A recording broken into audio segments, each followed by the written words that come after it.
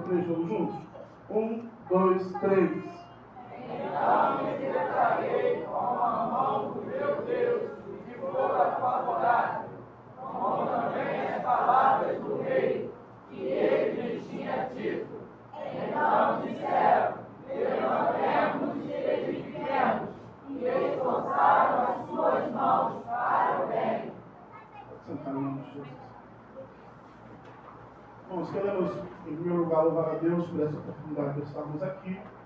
Agradecer a pessoa do pastor presente, pela oportunidade que nos foi confiada nessa noite e estarmos fazendo menção da sua palavra na abertura dessa linda festa. Parabenizar o pedido do Fábio, também por toda a sua diretoria, a juventude do local, por todo o empenho, todo o esforço, toda a dedicação para chegar até aqui, nessa data de hoje.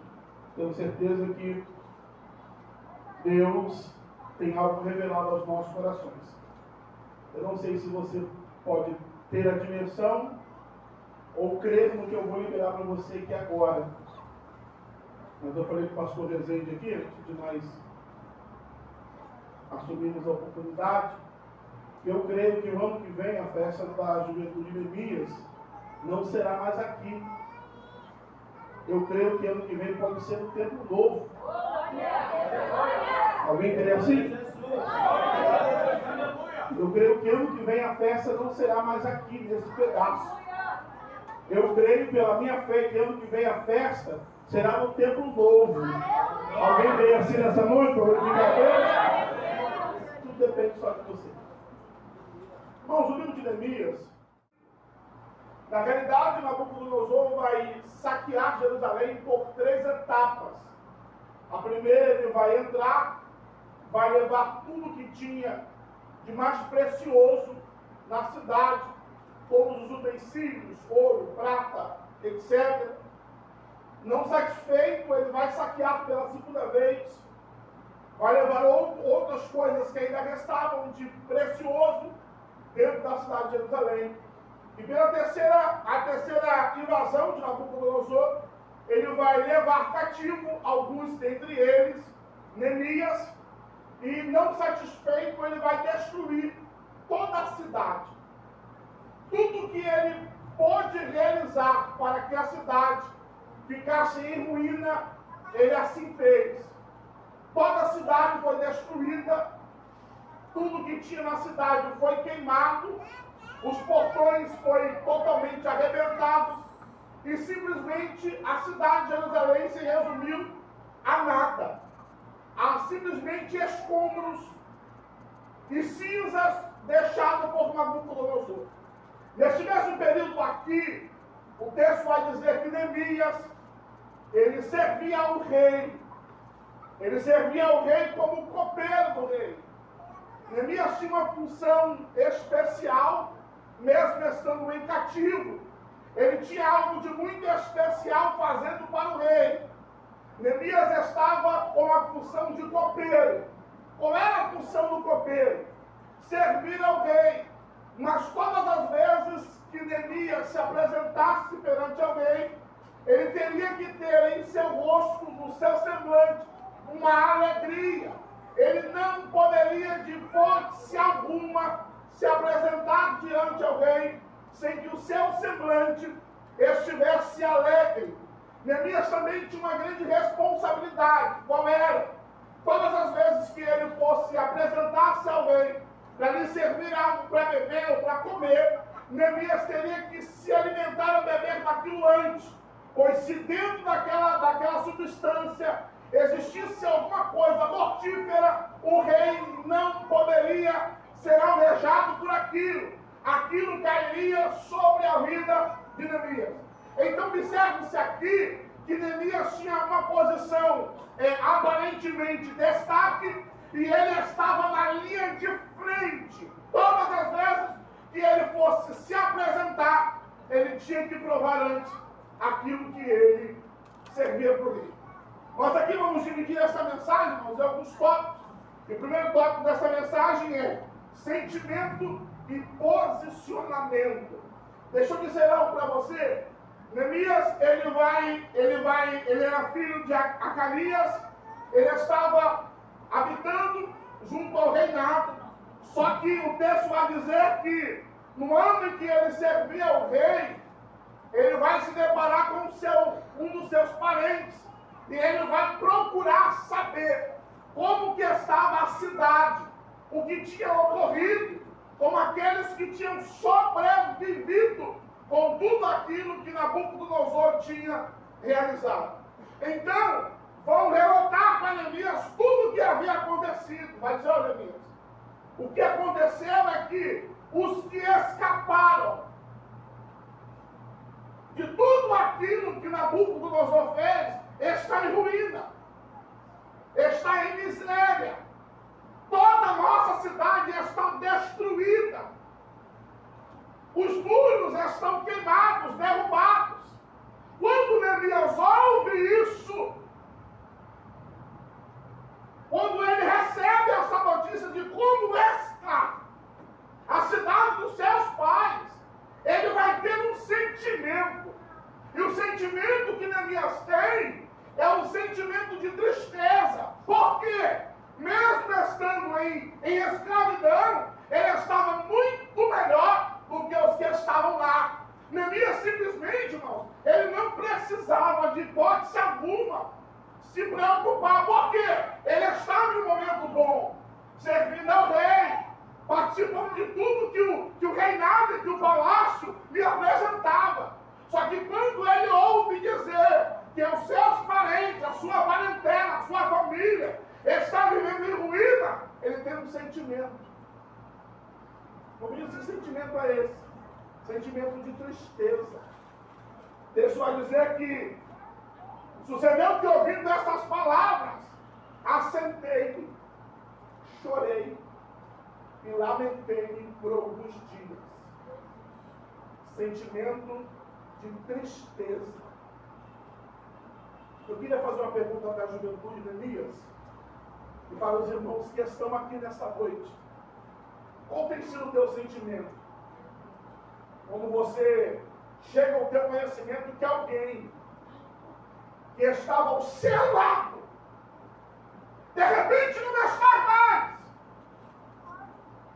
Qual tem sido o teu sentimento quando você descobre que aquele jovem que cultuava com você, que adorava com você, que bendizia o nome do Senhor com você, que fazia parte da mesma igreja que você, não está mais aqui? Qual é o teu sentimento? Qual é o sentimento que está no teu coração? Ou você acha que Deus nos reuniu aqui, reuniu vocês aqui, durante 3 dias, simplesmente para ouvir um pouco de Neemias e o segredo que é edificar? Existe algo sobre a mão de vocês. Existe algo depositado de Deus para vocês. E a pergunta é, qual é o vosso sentimento? Ou não tem mais esse sentimento? O que você sente quando você ouve dizer que alguém que estava com você caiu, pecou, deslizou, não está mais entre nós? Qual é o teu sentimento? Ou para você não há sentimento? Porque se você não sente a dor do seu irmão, você precisa rever alguns conceitos dentro de você. Se eu não consigo sentir a dor que o meu irmão sente, eu preciso rever alguns conceitos. Porque o verdadeiro cristianismo é aquele que sente a dor do outro. Aleluia! Jesus, quando ouviu que Lázaro estava morto, enfermo e morreu, ele chorou. Sentimento de tristeza. Primeiro sentimento é a tristeza. Qual tem sido o teu sentimento? Ele parou, sentou, chorou e lamentou por alguns dias. Ele precisava ter um norte, precisava de um caminho, precisava de um direcionamento. E o que fazer? Na realidade, ele precisava tomar um posicionamento. Ele tinha que ter um posicionamento. Mas o que fazer? A primeira atitude depois ele se posicionou. Posicionamento. Aleluia. Tem gente que tem tido sentimento. Acha que está ruim, acha que está bom, acha que poderia ser melhor, mas Deus está procurando não só pessoas que sintam, mas que peguem esse sentimento e transformem em posicionamento. No capítulo 1, verso 4, vai dizer que Neemias chorou, lamentou, mas vai dizer que ele começou a jejuar e começou a orar. Ele vai dizer: olha, eu não estou confortável em estar aqui no palácio e alguém está sofrendo, mas eu não tenho nada a ver com isso, eu não tenho o que fazer. Não, ele vai se posicionar, ele vai dobrar o joelho e vai dizer: ainda há jeito de mudar situações, ainda há jeito de mudar quadro, ainda há jeito de ver as coisas mudarem. É com quê? É com oração, é com jejum. Deus está começando a convidar uma juventude nesta noite que se posicione. Por isso que o texto vai dizer: levantemos e edifiquemos. Levantar-se a tomar posição. No verso 11, olha o que vai dizer aqui, Neemias 1:11. Ah, Senhor, estejam, pois, atentos teus ouvidos à oração do teu servo e à oração dos teus servos que desejam temer o teu nome.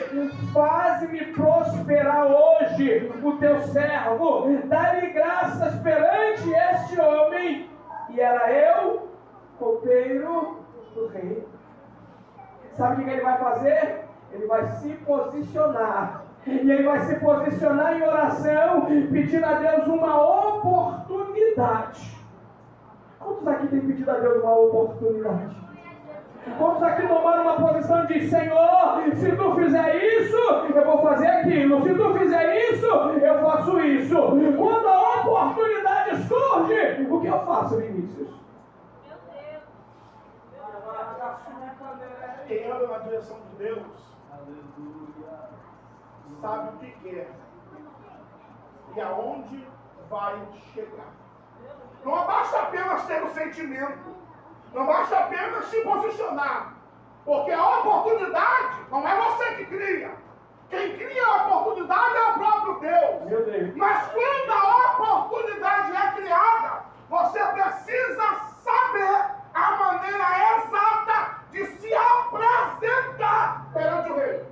Não perca a oportunidade. Sim, porque basicamente eu não posso apenas me posicionar. Porque, pastor, eu preciso de algo, ou melhor, eu vou me apresentar para o senhor. Eu me apresento e o senhor me pergunta: Vinícius, o que é que você precisa? Não sei, estou pensando.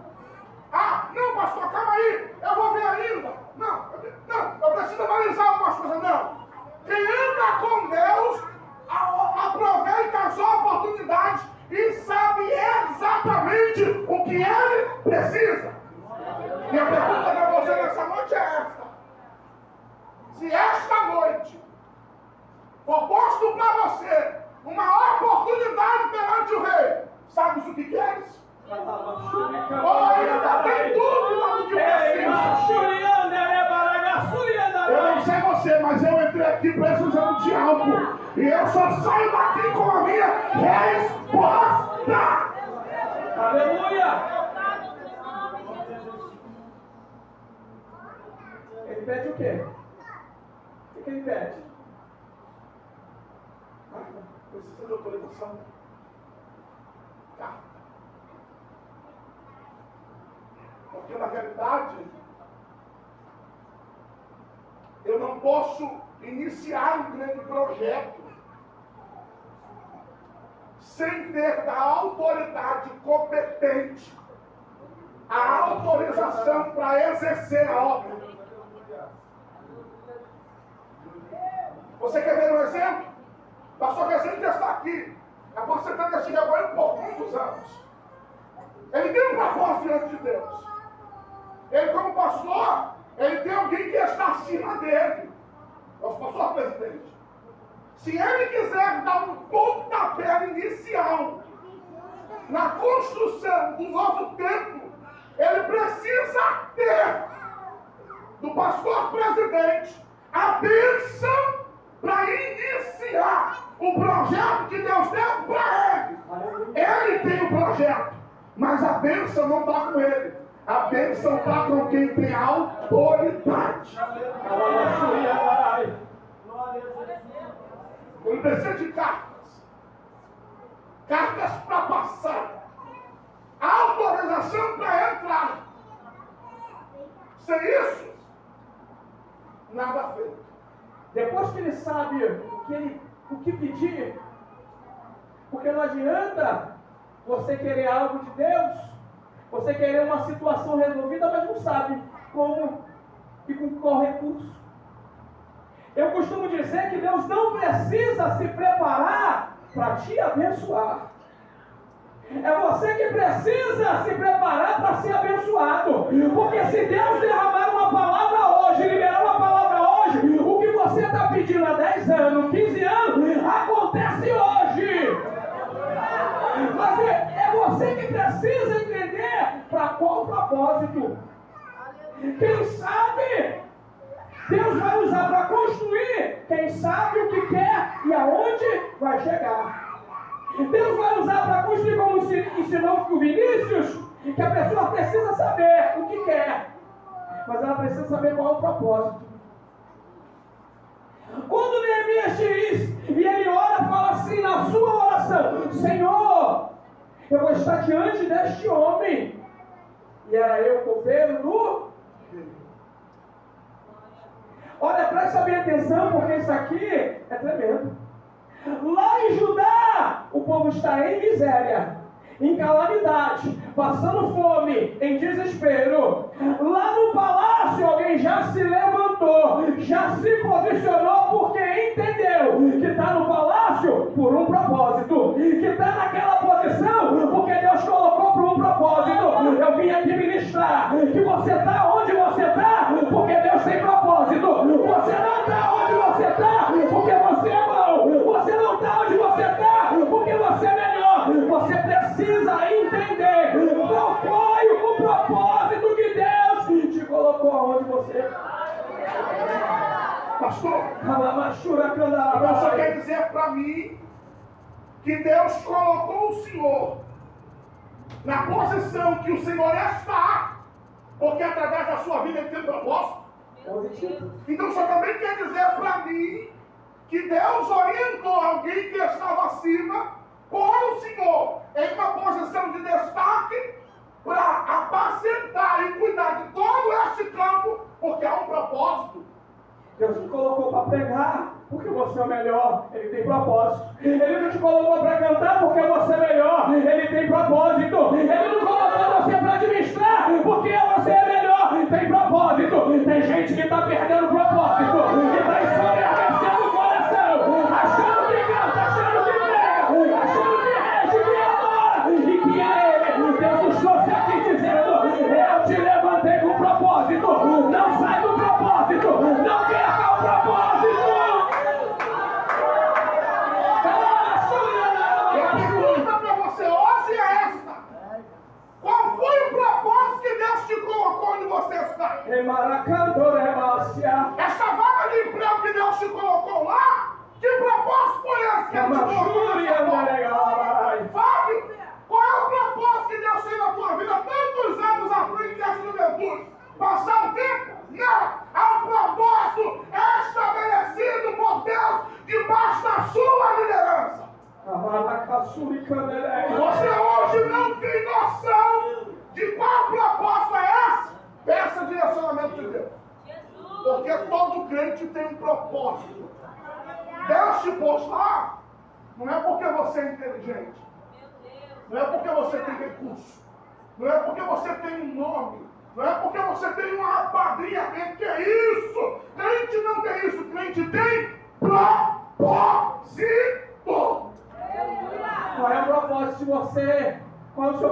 propósito na sua escola? Qual é o propósito da sua vizinhança no seu bairro? Qual é o teu propósito na tua igreja? Você é um jovem com propósito? Ou você é um jovem que diz para o líder, não pode contar comigo, não, eu estou ocupado, não, eu não posso, não, eu não vou. Deus te chamou com propósito. Há um tempo determinado. As coisas que estão para acontecer na tua vida vão acontecer, porque Deus já liberou a palavra, mas enquanto não acontece, cumpre o propósito, cumpre o propósito, cumpre o propósito. Ele estava lá, presta atenção aqui, e ele poderia se esconder, porque no início tem gente que se esconde. Aconteceu isso porque alguns historiadores dizem que a rainha que está sentada do lado de Ataxerxes é Esther. Alguns historiadores dizem que esse rei Ataxerxes, quem está sentado é Esther. Alguns historiadores, a gente não pode comprovar, mas há uma palavra, e essa é real, que Mardoqueu vai falar para Esther. Quando a Esther está naquele problema de se levantar com a mão para matar todos os judeus, aí ela diz, não, mas eu não posso fazer nada. Aí o tio vem para ela e diz, Esther, olha, talvez foi para esse propósito que Deus te levantou, mas se você cruzar o braço, é vitória e livramento de toda parte virá. Mas ai de ti, Deus te levantou com propósito. Ai de ti, que não cumpra o propósito. Eu entendo que quando eu sei o propósito e por que Deus me colocou aqui, eu entendo que eu executando o propósito que Deus me orientou enquanto eu estou aqui, tem anjo de Deus que cuida da minha casa. Enquanto você exerce o propósito dele aqui, tem anjo de Deus guerreando pela tua família. Enquanto você exerce o propósito aqui, tem portas sendo abertas, cadeado sendo arrebentado, porque você entendeu o propósito pelo qual Deus te colocou. Agora, eu já sei qual é o meu propósito, mas eu não tenho capacidade, eu não tenho recurso, eu não sei como é que eu vou fazer. Olha, Deus me botou para fazer isso, mas como é que eu vou fazer? Eu não tenho ninguém que me abra uma porta, eu não tenho como pagar, eu não tenho como entrar, eu não tenho como ir. Como é que eu vou fazer, Vinícius? Jeremias capítulo 2, versículo 8 vai dizer: pediu carta para o chefe da floresta para pegar material. Olha para cá. Ele tem sentimento, ele tem posicionamento, ele sabe o que quer, sabe aproveitar a oportunidade, mas ele entende que os recursos que ele precisa não vêm do homem. Você consegue entender essa dimensão? Que por mais que você tenha tudo, o que mais você precisa não vem do homem, vem de Deus. Tudo que ele precisava era recurso. E olha, irmão, o homem pode ter tudo na mão. Se Deus não abrir o coração do homem, ele não libera nada. Mas quando Deus está no controle de tudo, o homem nunca é barreira. Você entende que aquilo que você não tem, esta noite, Deus está enviando recursos para você. Para você entender. Irmão Vinícius, me falta dinheiro. Você não precisa de dinheiro. Irmão Vinícius, me falta amigos. Você não precisa de amigos. O que você precisa? Pergunte para mim, o que eu preciso? Então tem muitos jovens. O que eu preciso? A boa mão de Deus. Só o que você precisa é ter a mão de Deus ao teu favor. Porque enquanto você está no posicionamento, Deus está tocando no rei para liberar o recurso que você precisa. Então eu creio que enquanto eu estou aqui, o que eu preciso, Deus já está enviando e tocando. Ninguém tem para liberar. Levante tuas mãos essa noite. Levante tuas mãos essa noite para você receber isso aqui. Eu não sei de onde vai vir o recurso. Talvez você está caído E já passou levita, já passou sacerdote, e ninguém estendeu as mãos. Mas eu quero liberar essa palavra para você. E se você pegar, glorifique a Deus. Da onde vem, não sei. Quem vai fazer, não sei. Mas sinta, ouça o barulho dos carros. Porque está chegando recurso para você efetuar esta obra. Tem recurso de Deus na tua vida. O mesmo texto que diz que tem um recurso, que é o verso 2:9, vai dizer assim, eu vou ler para você. Então vi aos governadores além do rio, e dei-lhe as cartas do rei, e o rei tinha enviado comigo chefes do exército e cavaleiros. Pastor, essa parte eu não consegui compreender. O que Neemias precisava apenas de carta? Sim ou não? É, irmãos? O que Neemias precisava para unificar os muros? A autorização e o material. Agora eu não consegui entender essa parte. Por que o rei vai se sensibilizar em dar para Neemias muito mais do que ele precisava? O que ele precisava era a carta. O que ele precisava era o papel. O que ele pediu. Mas o que o rei dá para ele, o que o rei dá para Neemias? Diga para nós.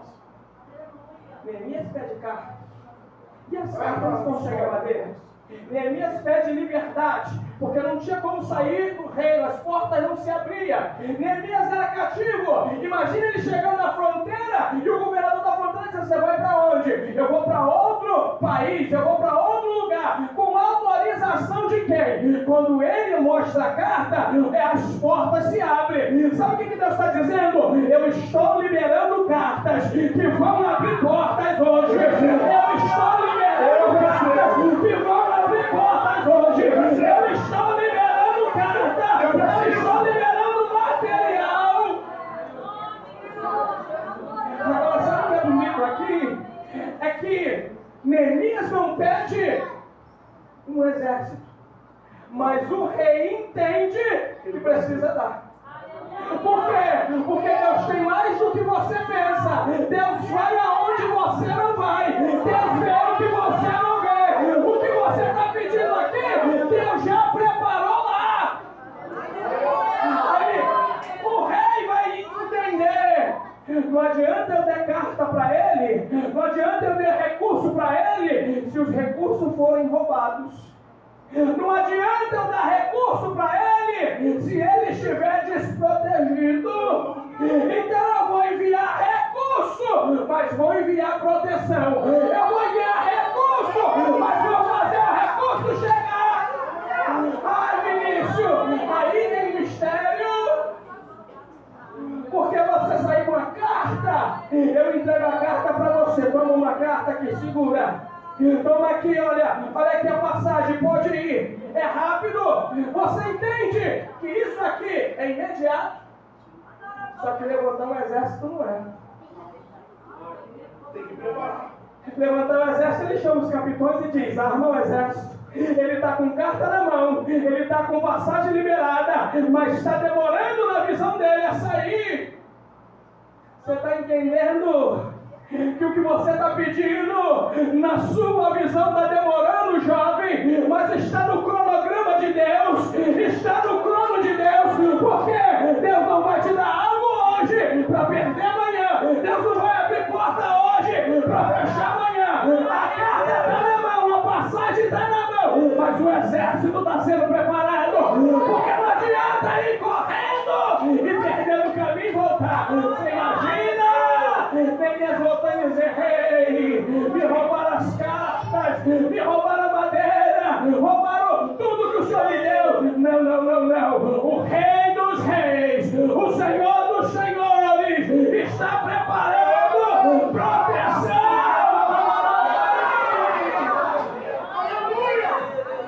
Agora, você concorda comigo que proteção demora mais? Olha, Neemias já podia ter saído há 2 dias. Eu já podia ter saído há 3 dias, há 4 dias. Já era para está chegando lá. Mas por que está demorando? Porque você vai com proteção. Quem vai com proteção não vai correndo e daqui a pouco volta para começar de novo. Quem vai no tempo de Deus chega. Quem vai na direção de Deus chega. Quem vai na direção de Alama Shurikadarai. Tudo que você tem, que Deus te entrega, você tem que ter um cuidado. Qual o cuidado? De não perder.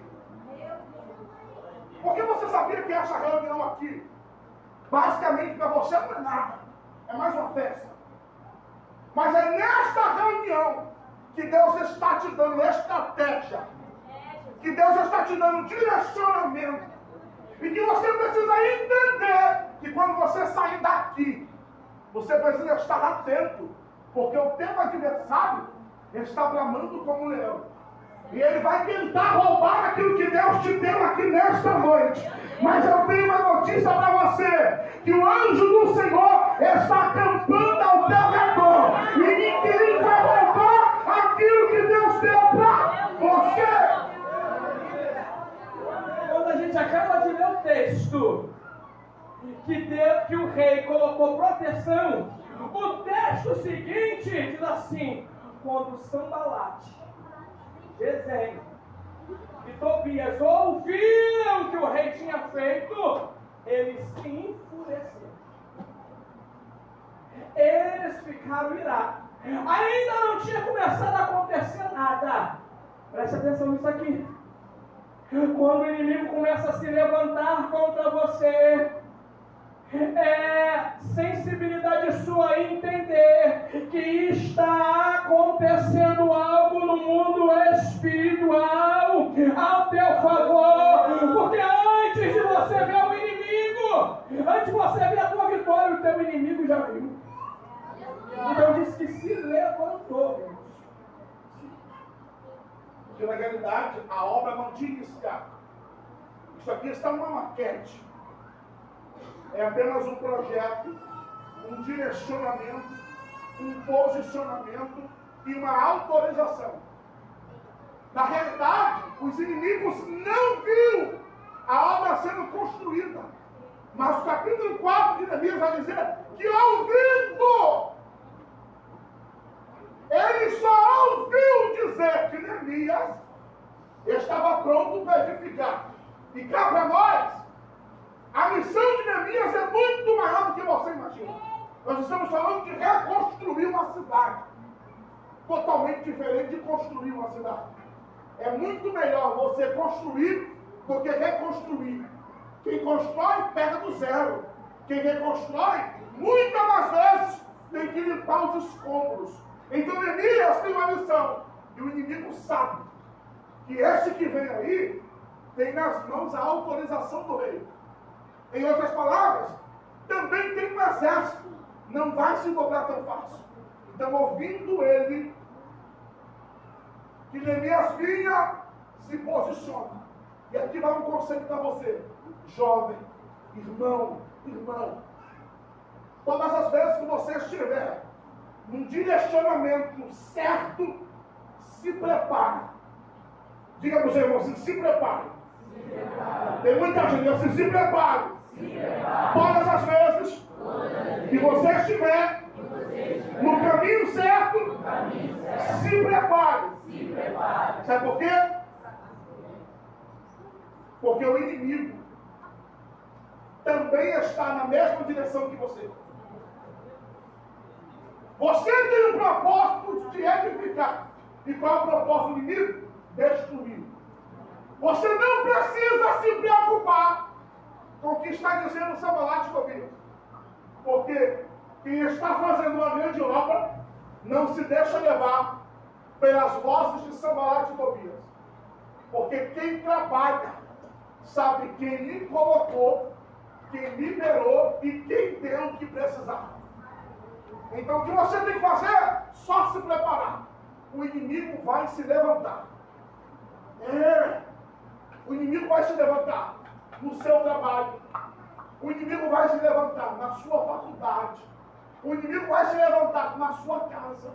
O inimigo vai se levantar na sua vizinhança. Às Às vezes, o inimigo levanta até dentro da igreja. Porque a pessoa dá brecha e o inimigo entra. Mas você tem um propósito. Diga comigo, eu tenho um propósito.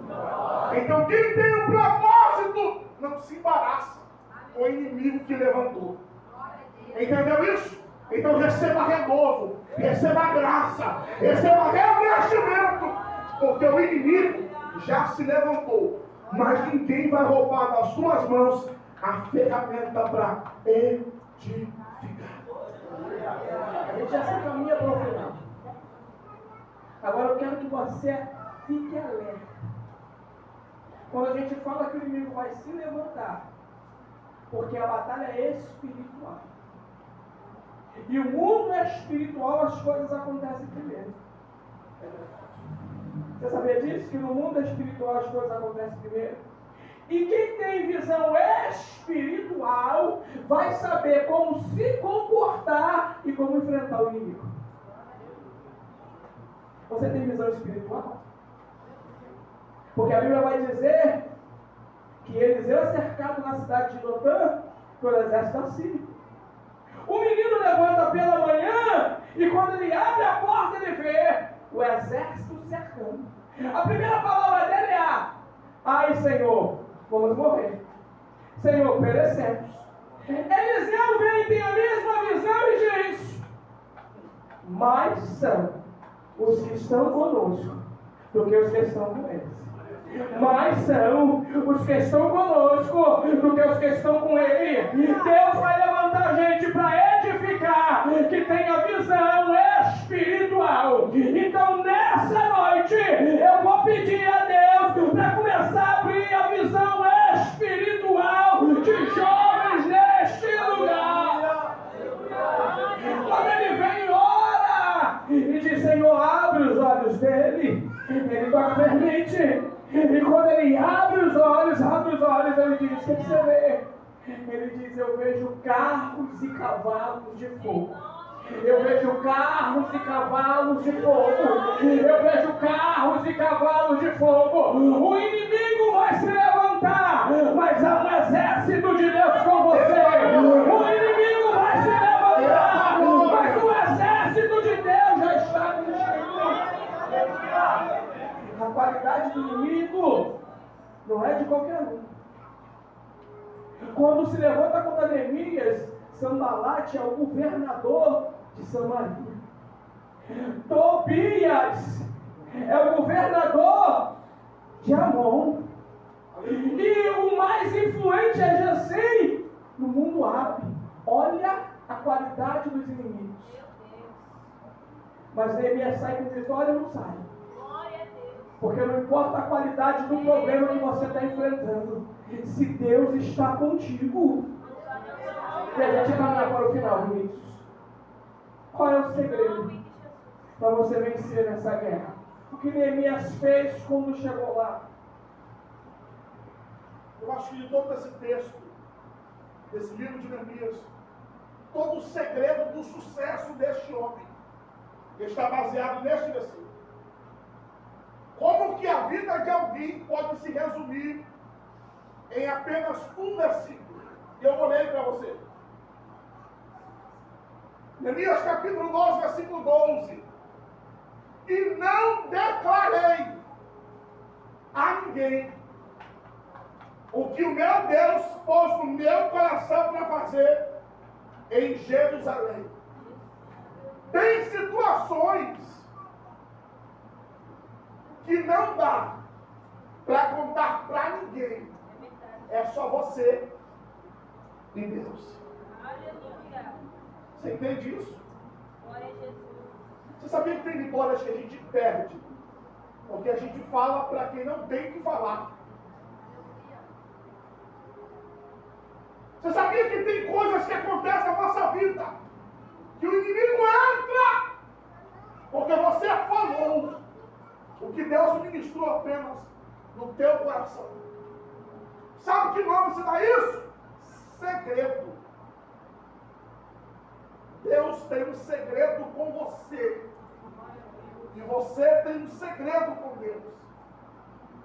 Cuidado você abre o teu coração para contar aquilo que Deus ministrou para você e conta com você para exercer isso. Muito cuidado. Muito cuidado. Vem aqui, galera. Eu queria, com a permissão do nosso pastor, nosso liderança, convidar a igreja a ficar de pé.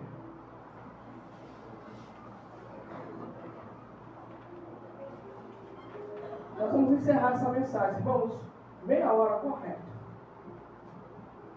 9h30 para a festa, está acabando o horário.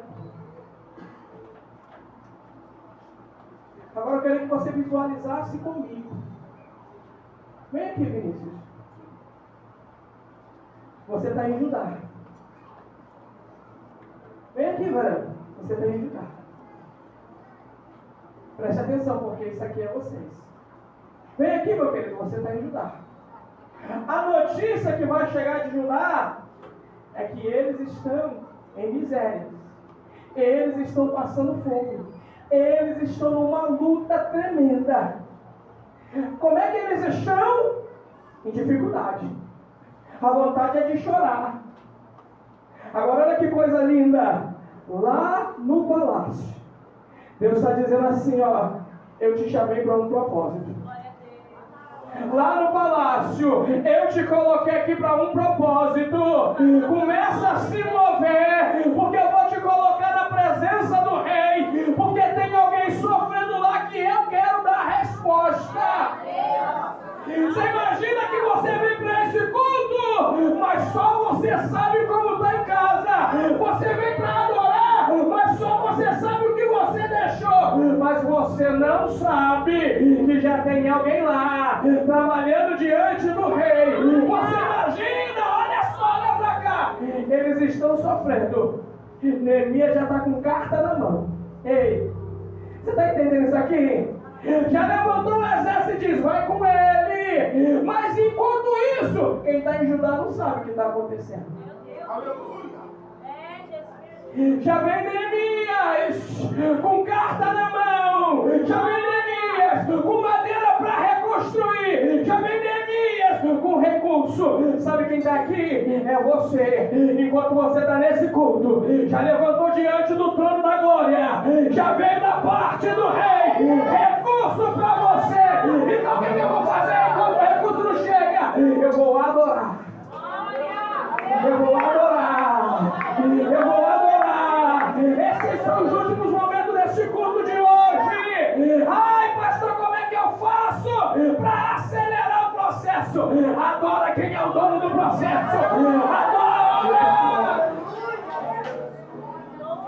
Ela machuca da labarácia. Levanta as suas mãos.